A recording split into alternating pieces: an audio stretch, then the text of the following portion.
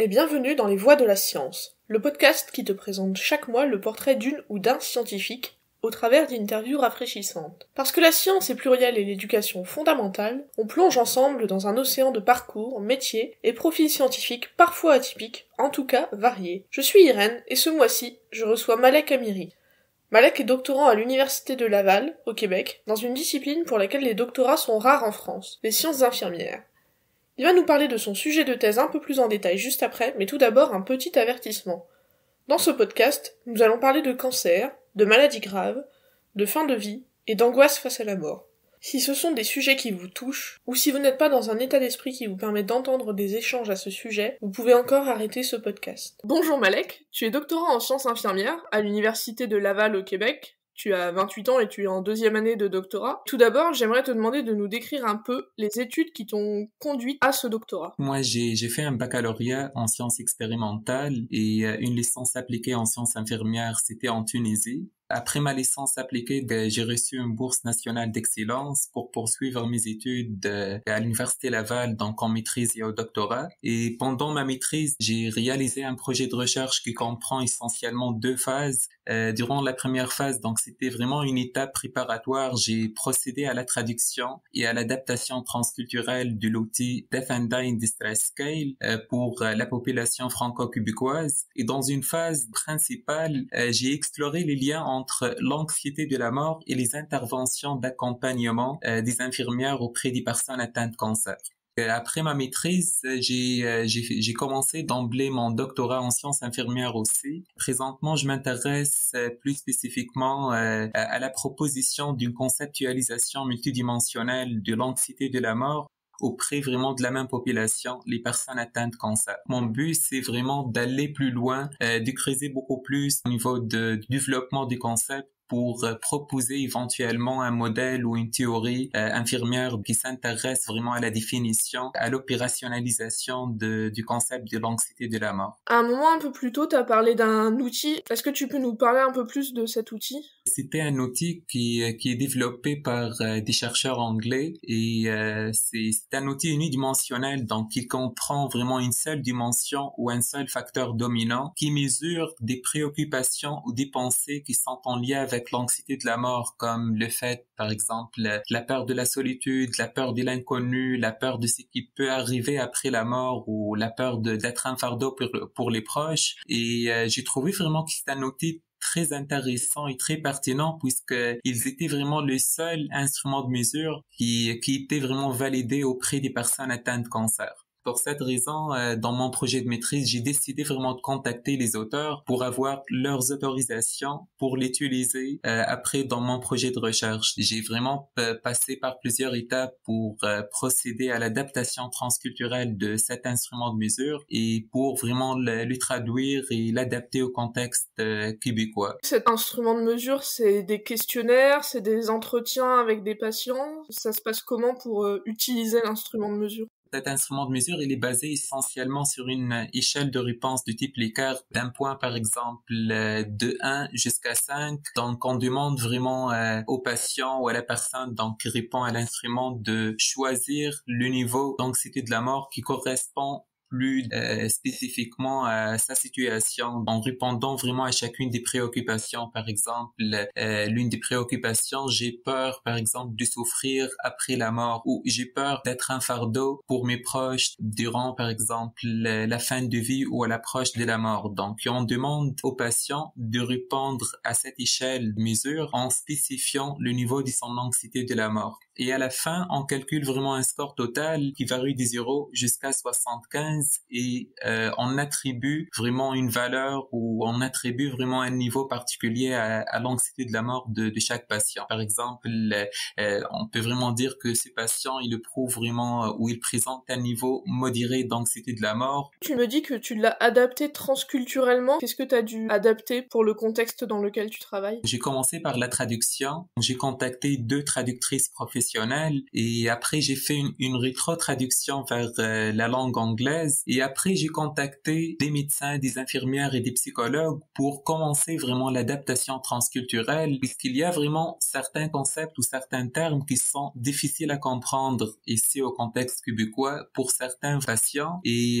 l'un des concepts, c'était vraiment le dying ou le mourir en français. Et après vraiment la discussion avec les médecins, les infirmières et les psychologues, on a vraiment décidé de retirer ce concept et de garder juste celui de la mort en général pour qu'il soit plus clair et plus simple à comprendre pour les patients. En fait, t'as dit plus tôt que tu voulais mettre toi un outil qui était multidimensionnel. Est-ce que tu peux préciser un peu? Ça veut dire que tu mets en place un nouveau questionnaire ou qu'il y a plusieurs scores en sortie de l'outil, c'est ça?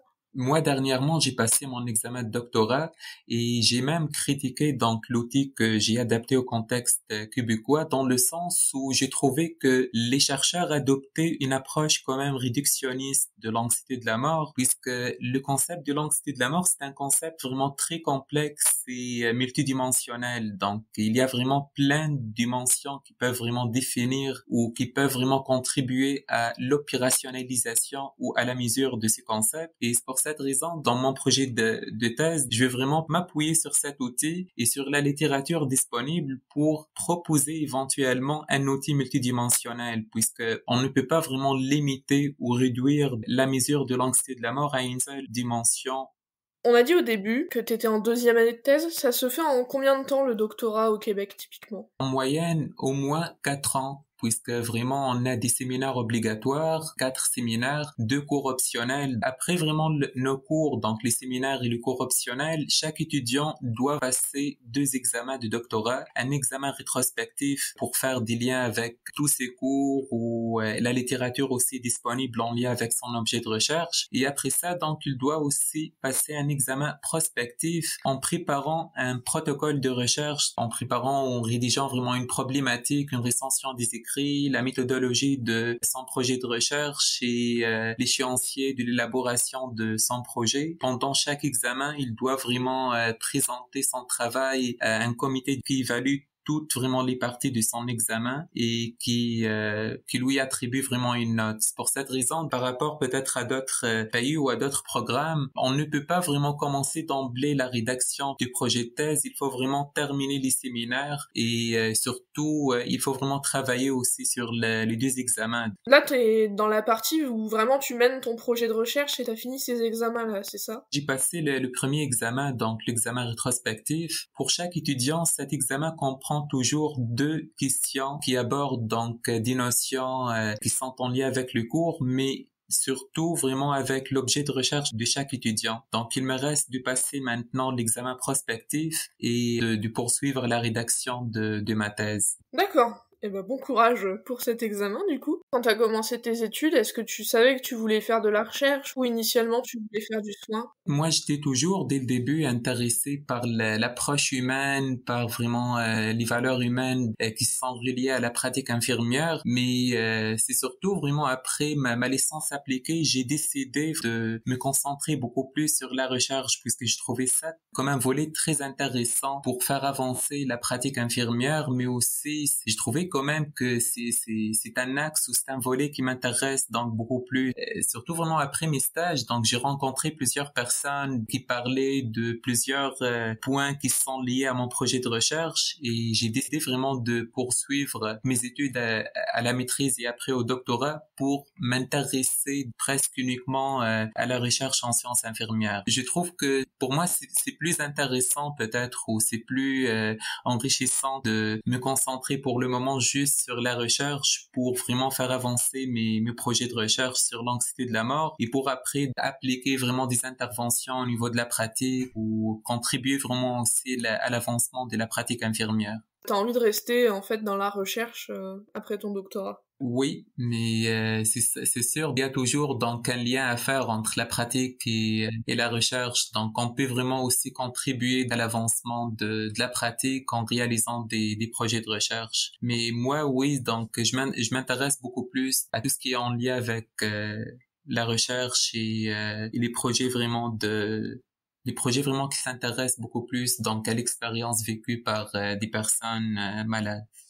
Un aspect important du métier d'infirmier ou d'infirmière, c'est la relation et la communication avec le patient. Donc j'imagine que c'est même extrêmement important pour toi dans le sens où tu collectes des données assez sensibles sur les patients. Et aussi le fait d'être à l'écoute du patient, ça fait déjà partie du soin. Est-ce que le fait de faire de la recherche et pas du soin, ou moins du soin, c'est quelque chose qui change ta relation avec les patients et les patientes par rapport à, par exemple, des collègues qui font pas de recherche? À mon avis, non, puisque vraiment, j'ai trouvé que mes stages en Tunisie ont contribué beaucoup à augmenter ou améliorer ma sensibilité à l'approche humaine, à l'écoute, à l'empathie et vraiment aux valeurs donc humaines, donc qui relèvent vraiment de la pratique infirmière. Et en rencontrant plusieurs personnes malades, comme les patients atteints de cancer, j'ai pu toujours entendre leurs sentiments et leurs préoccupations, par exemple par rapport à l'abandon, par rapport à la solitude, à la douleur, à l'inconnu ou d'être un fardeau pour les autres. Et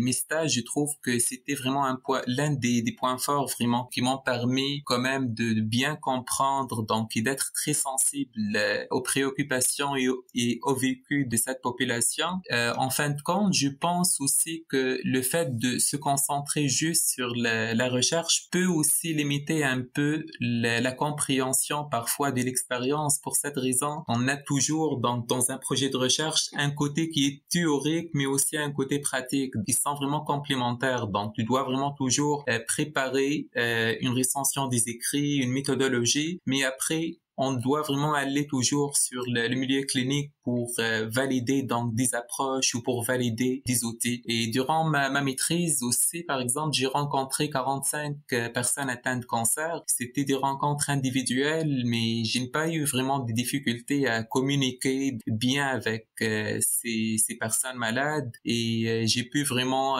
faire des discussions très approfondies, très intéressantes en lien avec l'anxiété de la mort. Bien sûr, donc tout en mobilisant plusieurs outils et plusieurs vraiment valeurs humaines comme l'écoute, comme l'empathie, comme la disponibilité pour recevoir et pour comprendre les préoccupations et les pensées de chaque patient. Ça existe en Tunisie, la maîtrise ou le doctorat en sciences infirmières, ou désolé, c'est complètement naïf comme question, mais...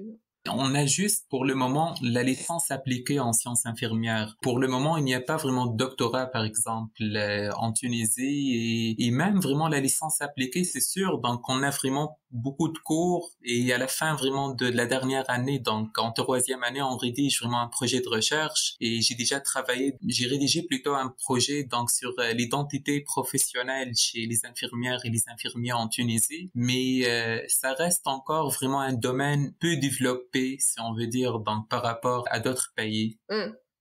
Quand tu dis d'autres pays, j'imagine il y a le Canada, mais tu penses à quels autres pays? Oui, c'est sûr. Au Canada, je pensais comme en premier lieu au Canada, mais aussi aux États-Unis peut-être. Donc c'est plus développé par exemple par rapport à chez nous, donc en Tunisie. Surtout vraiment le domaine d'oncologie, des soins palliatifs. Il y a vraiment plein de sujets qui sont vraiment plus développés et plus accessibles aussi pour des futurs chercheurs, comme par exemple la question de la mort. On l'aborde vraiment beaucoup plus dans certains pays comme ici. Et comme la question de l'aide médicale à mourir aussi, donc c'est des questions qui sont traitées donc de plus en plus. Ouais, le fait qu'il y ait une réflexion assez active, ça pousse aussi la recherche, ça encourage aussi à ce qu'il y ait de la recherche, c'est ça? Oui, exactement. Donc, il y a vraiment une évolution constante dans tout ce qui est vraiment en lien, surtout du domaine de l'oncologie, des soins palliatifs, et ça évolue vraiment presque chaque jour. Donc, si on parle par exemple de la question de l'aide médicale à mourir, présentement, il y a vraiment un grand débat sur l'élargissement des critères d'admission à l'aide médicale anticipée pour les personnes donc qui présentent par exemple des troubles mentaux ou qui présentent un Alzheimer. Donc, c'est un domaine vraiment qui évolue constamment. Ok. Merci pour ces précisions. Merci à Malek d'avoir répondu à nos questions pour cette première partie. On vous donne rendez-vous le mardi 27 avril pour la suite de son interview. Merci d'avoir écouté cette première partie, j'espère que vous l'avez appréciée. N'hésitez pas à nous envoyer vos éventuels commentaires et questions sur Twitter, Instagram, Facebook, ou à envoyer un mail à Je-Science donc je suis. Nos coordonnées sont dans la description de cet épisode. Et surtout, si vous aimez notre podcast, On vous invite à le partager et à en parler autour de vous. Ça nous fera extrêmement plaisir. À bientôt dans les voies de la science.